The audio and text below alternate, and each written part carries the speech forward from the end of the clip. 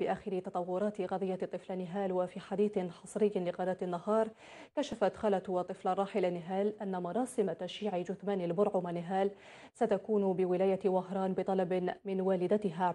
خالة نهال ناشدت الرئيس بوتفليقة إقرار قوانين ردعية في حق مرتكبي هذه الجرائم. هذا ورصدت كاميرا النهار توافد جموع المعزين إلى بيت الطفل نهال منذ مساء أمس.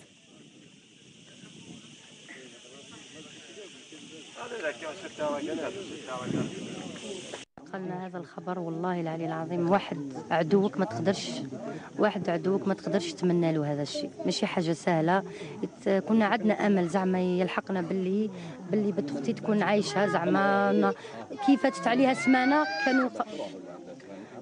عليها سمانه كنا عندنا امل بزاف باللي ما بانت جثه، ما بان عليها والو، باللي عندنا امل فيها تكون حيه. بصح كي فاتت 10 ايام من هيك بانت الجثه وزادت بانت لاروب تاعها، هناك افتقدنا الامل. وشنو يماها ما بغيناش نقولوا لها، دائما نقولوا لها باللي اصبري بالكش هذا اللي داها يكون حن قلبه كي يشوفها هكاك تبكي يحطها لنا مسامي الدار، بالكش ندم، بالكش لا عاد عنده ولادو يندم ثاني كي يشوف ولادو، يحط روحه في موقف كيما هذا صعب، يشوف ولادو يدير له واحد كيما هكا ما يتقبلهاش. كي تنقلنا الخبر ماشي حاجه سهله، يماها والله العلي العظيم عدوك ما تمنالوش حاله كيما هذه، ولا باباها مسكين والله ما تقدر تهضر معاكم. انايا المومو هذاك اللي راحت بنت اختي، بوسك انايا عشت اللحظه هذيك. بنت اختي هذه كانت معايا، راحت مع خالي وراجلي، كانت مساميه جت عن قاتو، كانت بوسك ولفت خالي هذا وتعرف راجلي مليح.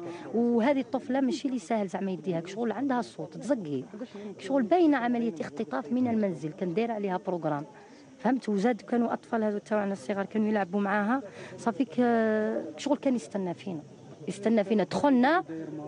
وانا وليدي هذا المومو هذا كان ما تبعتوش حتى الغدوه من ذاك كي جات التحقيقات، زاد تحققت وعيطوا للذراري اللي كانوا يلعبوا معاها باش تفكرت. قلت لها صح انا وليدي المومو هذاك اللي راحت بنت اختي، سقسيت قلت له نهال وين راهي؟ طاهر قال لي ماما جا نهال، قال لي ندي نهال، جا وحش داها. بصح انا ما تبعتوش، هو وحش وشنو ان ماسك دارو. لا ما بغاتش، قلت لك انا لي قتلوا لي بنتي ما نقدرش ندفن بنتي هنايا، قلت لك نديها لبلادها. كل واحد شو راه يقول، حنايا رانا نقولوا كي يقولوا نروحوا تدوا مسكينه الضحيه نهال نروحوا معاها ندفنوها الله يرحمها وخلاص، هذا ما كان. بصح ماشي حاجه سهله. بغيت ثاني نزيد نوجه نداء يديروا لنا حل هذه الظاهره، لازم يديروا لنا حل. سيدنا الرئيس يدير لنا حل، والشعب الجزائري ثاني يديروا حل لهذه الظاهره، باسكو قادر هذه الظاهره صارت ذكا غدوه اي واحد تصرى له هذه الظاهره في ولاده، ماشي حاجه سهله.